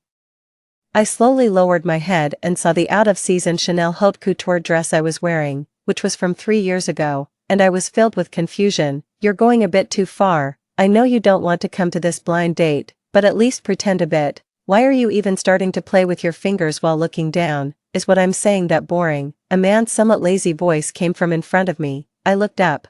It turned out to be Su Mingluan, the eldest son of the Su family. 3 years ago, we went on a blind date. I was stunned. I had actually been reborn back to 3 years ago. Suddenly, there was a commotion outside the window. There were people scolding, and the sounds of punching and kicking. I remembered everything. In my previous life, I heard this commotion. Relying on my status as the young lady of the Shen family, I went to see what was happening. After that, I fell in love at first sight with Pei Guyan, who was being beaten up. I spent money to settle the matter with the guests who were beating him up. Unfortunately, my subordinates were too considerate and provided a one-stop service. Not only did they treat Pei Guyan's injuries, but they also cleaned him up, got him drunk, and sent him to my bed. Unaware of the truth, I thought that Pei Guyan had offered himself to me out of gratitude, so I readily accepted without hesitation. Only later did I find out that he deeply resented me because he thought I had forced myself on him. In this life, I don't want to get involved in this ill-fated relationship again. Miss Shen, what a big commotion. Do you want to go and take a look? Su Mingluan leaned forward with great interest. I lowered my head to eat. No, let's just chat. Su Mingluan stared at me in surprise. Well, I'm truly honored, but for some reason, the commotion this time was even louder. Pei Guyan, dressed in a waiter's uniform, pushed the security guards aside and rushed into the VIP area as if he was running for his life. His nose was broken, and he was covered in blood. He seemed to be stunned and hit the corner of our table, making the glass cup hum. Damn it, you little bastard, you still dare to run. You broke my watch, and if you don't have the money to pay for it, you'll have to pay with your poor life.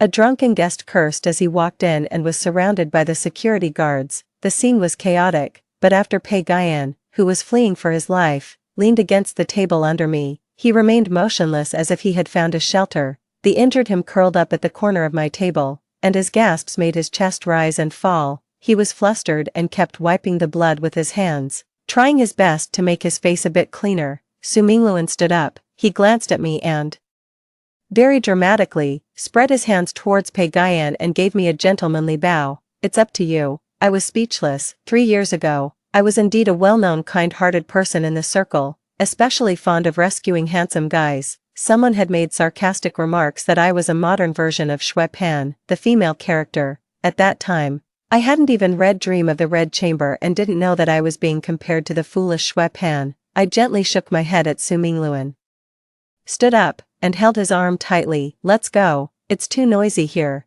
Su Mingluan looked at me in surprise. I didn't notice that Pei Guyan, who was curled up at the corner of my table, also froze in disbelief. I didn't even look at him. I pulled Su Mingluan and bypassed Pei Guyan. The moment I took my first step, someone suddenly grabbed my ankle tightly. Pei Guyan supported himself with one hand on the ground and held my ankle firmly with the other hand, covered in blood and almost fainting.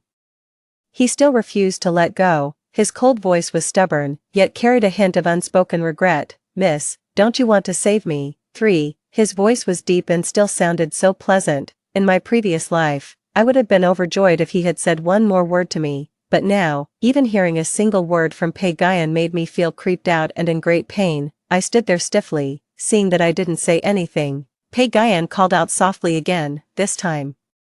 His voice was even more stubborn and pitiful. Miss, I lifted my foot and tried to break free from him. He didn't expect my reaction. He tried his best to raise his head, picked up the hot towel he used to wipe his hands, and regardless of the pain, wiped his face vigorously. Wait, look at my face. In my previous life, it was because of this fleeting glance that I fell in love with him at first sight. From then on, I was almost entangled with him for 3 years. As if we were destined to be at odds with each other, I lowered my head, and my eyes lightly landed on Pei Guyan's face. I calmly moved my eyes away, looking at him as indifferently as I would look at an ordinary tree. There was no surprise like in my previous life, and I didn't exclaim in admiration, "You're so handsome. Do you want to fall in love with me?" Pei Guyan couldn't believe it. While he was in a daze, Su Mingluan grabbed his wrist and forced him to let go because of the pain.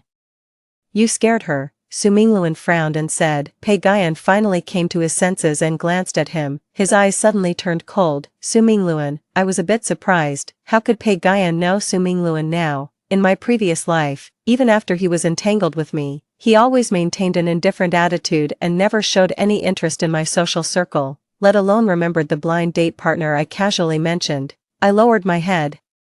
There was already a mottled blood-stained handprint on my ankle where the black high-heeled shoe strap was tied. Pei Guyan really grabbed me hard. I frowned. Pei Guyan looked at me expressionlessly, his eyes dark and hiding some unknown desire. I said softly, "It's so dirty." This sentence was like a punch hitting Pei Guyan's face. The curve of his mouth froze instantly. He stared at me in a daze. "What did you say?" I didn't want to look at him. I bent down to pick up the towel to wipe it.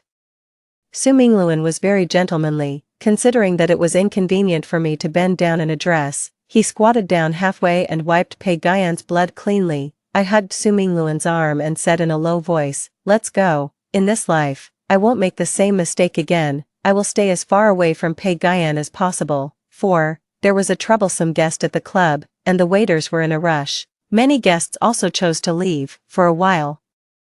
The doorman in charge of parking the cars was extremely busy. While we were waiting for the car, after asking for my opinion, Su Mingluan lit a cigarette. The light of the fire illuminated his cynical eyebrows and eyes. I had looked at this face for more than 10 years. I thought I had seen enough of it and was tired of it, but unexpectedly, after such a long separation, when I started over, I found that he was actually no less good-looking than Pei Guyan in my previous life.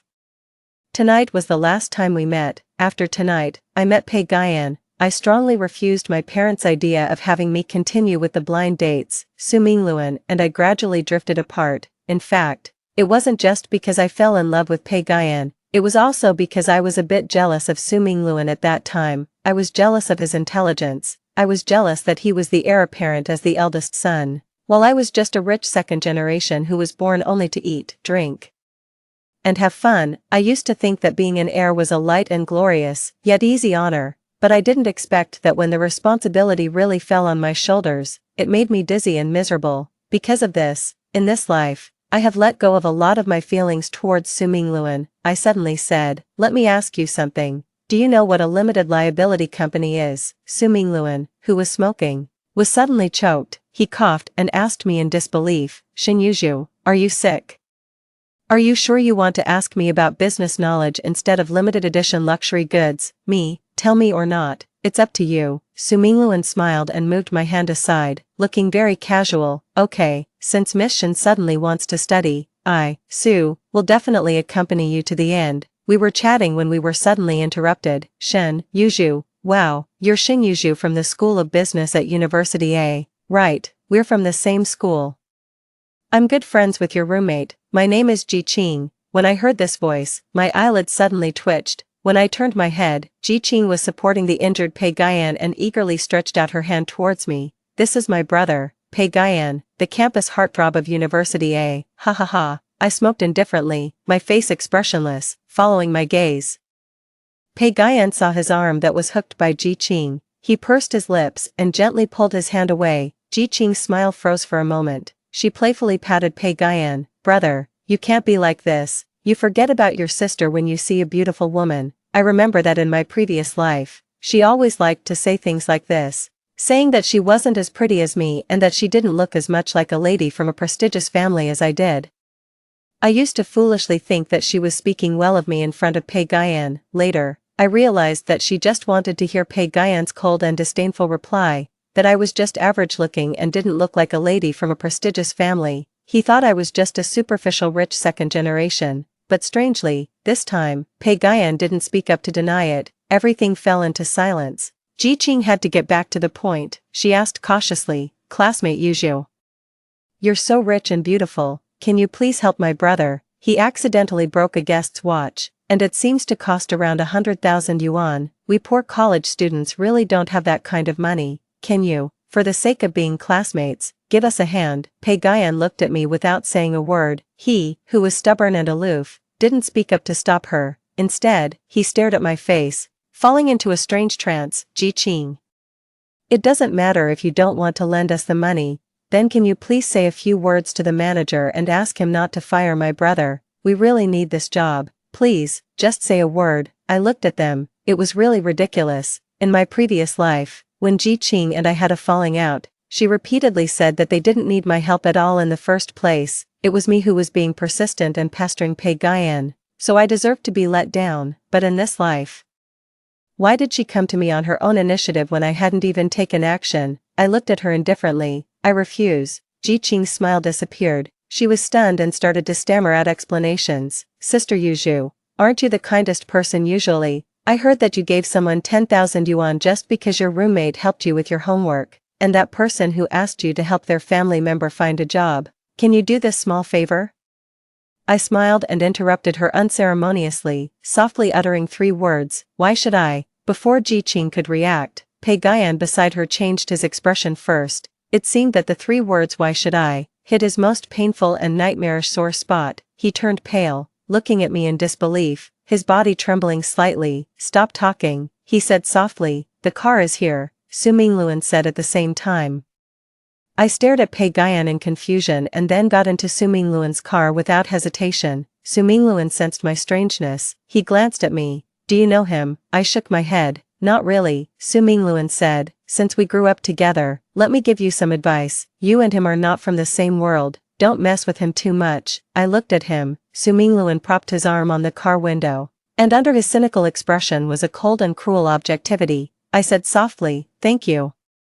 Su Mingluan shook his head. I also have my own ulterior motives. His eyes suddenly fixed on me, and he repeated, Yuzhu, I also have my own ulterior motives. What were his ulterior motives? I said. Su Mingluan, you want to marry me, don't you? Su Mingluan smiled. Our conditions are very suitable, aren't they? I looked at him quietly. In my previous life, when my family went bankrupt, Su Mingluan was one of the few people who took the initiative to help. However, at that time, the situation was already too difficult to reverse, and it was too late. It seemed that God specifically made me return to this point in time to make up for some regrets. I nodded. Okay. Su Mingluan was a bit surprised. Then how about having the engagement banquet in 7 days? I said. So soon? Su Mingluan nodded and smiled. Yes, I'm in a hurry. I'm afraid you'll be snatched away by some inexplicable person. 5.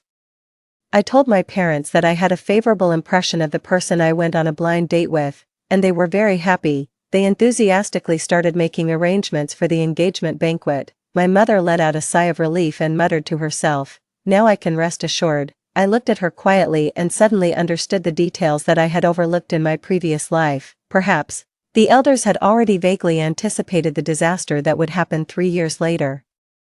Even my mother might have already known that she was ill, so she was so eager to see me get married. She was afraid that after she died, no one would be able to take care of me. But for me, the significance of the arranged marriage was not just that. I didn't have that much confidence in my own abilities. I didn't know if, after studying hard for 3 years, I could instantly become an elite who could turn the situation around. Therefore, I needed a smart partner. A partner who was bound to me by a legal and valid contract. Having been reborn, Pei-Guyan was no longer the center of my world. I was concerned about my mother's illness and started supervising her to have regular checkups and pay attention to her diet. I also took the initiative to suggest going to the company for training. My father looked at me with pride, and my mother exclaimed happily, "Baby has really grown up and is now caring about her mother." My brother raised his eyebrows and, pretending to be the head of the family, said seriously, "If you want to get some experience, you can't cry. Internships are very hard, and you have to get up early every day." But less than a minute later, he couldn't keep up the act. "It doesn't matter if you can't get up. Brother will get you an empty office. You can decorate it however you like." Okay. I looked at them, and my eyes involuntarily turned red. They really loved me and didn't want me to encounter anything that required me to work hard and persevere in my life. They wanted me to be a carefree princess for the rest of my life. They were willing to bear all the hardships and difficulties for me. However, after going through my previous life, I realized that this was wrong. No one could bear everything for a lifetime. I had to become independent. They protected me, And I also needed to be smarter to protect them. I picked up the textbooks that I had neglected for a long time and took the initiative to move into the university dormitory. However, this time, when I was in professional courses class, my classmates looked at me with some strange expressions. I turned my head and saw Pei Guyan with bruises on his face. He took the initiative to sit next to me. His voice was bitter. Shinjuju, long time no see. 6. I stared at him as if he were a stranger. Is there something wrong, classmate? Pei Guyan was stung by my distant gaze. His eyelids fluttered slightly, and his expression remained cold. Well, do you need someone to help you with your studies? I'm really good at economics, he said clumsily. I took a deep breath to control myself. Classmate, aren't you from the Department of Biology? Pei Guyan's eyes suddenly lit up. You still remember? I frowned and said nothing, burying myself in reading the book. Pei Guyan stared at me, his voice getting softer. Although I'm not from the School of Business, I can learn. His Adam's apple bobbed. He had an expressionless face, but he stuttered so much that the tips of his ears turned red. I can also learn other things. I looked at him in disbelief. What things? Pei Guyan lowered his eyes, his gaze complicated. All the things you like. I was stunned when I heard this. I really didn't have that much confidence to think that just because of my looks, Pei Guyan 3 years ago would give up his pride and humbly pursue me. So, there was only one possibility.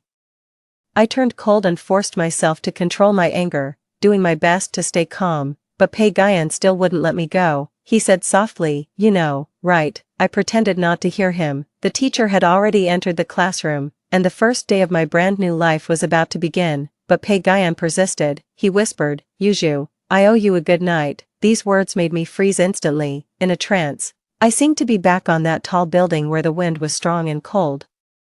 I looked into the distance in despair, lit my last match, and the reply I got was an even colder and more desolate hell. I finally had to admit that Pei Guyan, the one who remembered all my embarrassing and humble moments of pursuing love, he had also been reborn. My tongue was burning. I gritted my teeth and said, what on earth do you want? Pei Guyan said, Yuju, I didn't know that your family went bankrupt at that time. I regret treating you like that.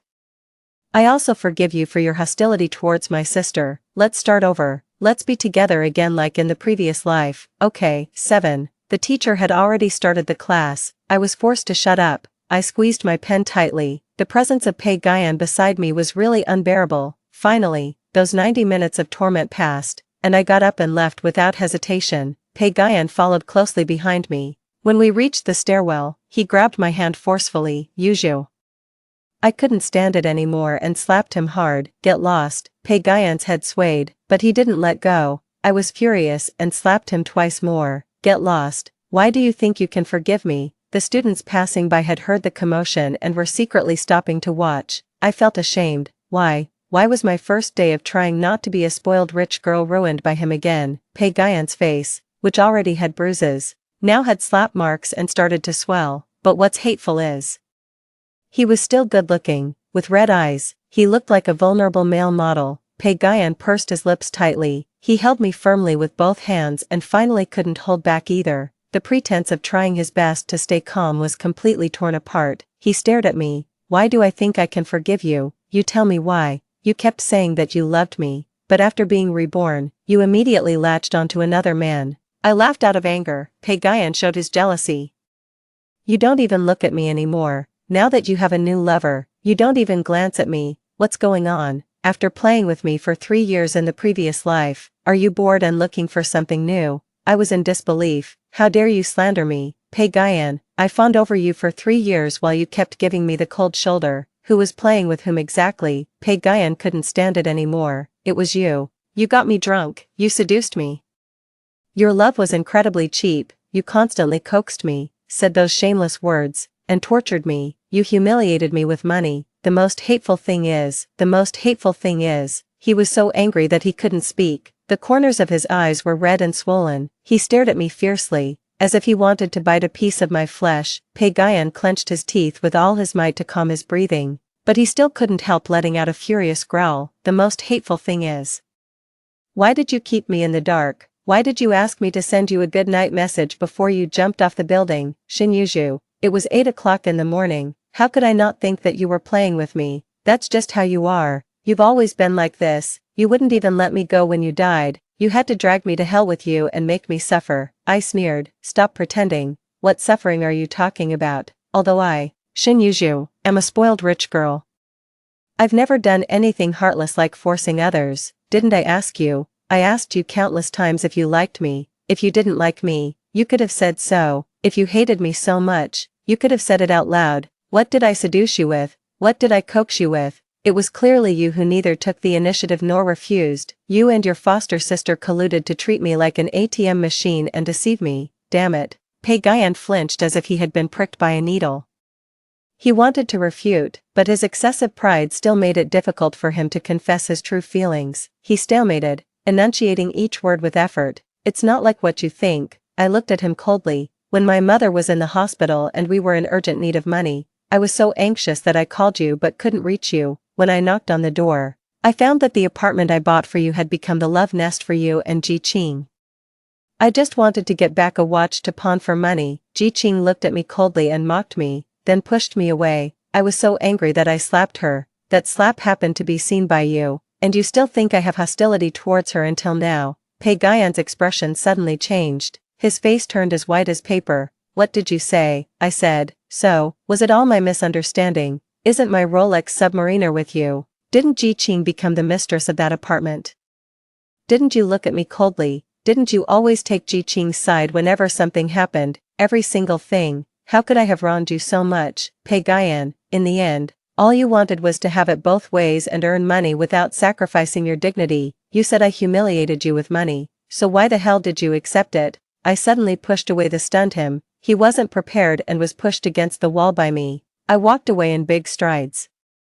But I hadn't gone far when he caught up with me. Pei-Guyan said in a low voice, why wouldn't she give you the watch? Xiaoqing wouldn't do such a thing. Is there some misunderstanding? Misunderstanding your ass. I couldn't stand it anymore and kicked him. Pei-Guyan let out a whimper and covered his stomach, but he still gritted his teeth and held on to me. Xiaozhu, please, wait a moment. It was rare for the arrogant him to show such a flustered and vulnerable look, but I didn't care anymore. Yuju. I turned around when I heard the voice. Su Mingluan was holding the car key on his index finger and walking towards me. The savior I had messaged for during class arrived in time. I said to him, take me away. Su Mingluan immediately blocked Pei-Guyan, who still wanted to pester me. He took a closer look at Pei-Guyan and, not surprised, said, why is it you again? You can't keep clinging to the same person when trying to climb up the social ladder. She's my fiancé now. Pei-Guyan, who had been persistent and even glared at Su Mingluan with caution, suddenly changed his expression. He looked at me in disbelief. He's lying. I looked at him as if I were looking at those absurd years of mine. Pei-Guyan, I've really given up on you.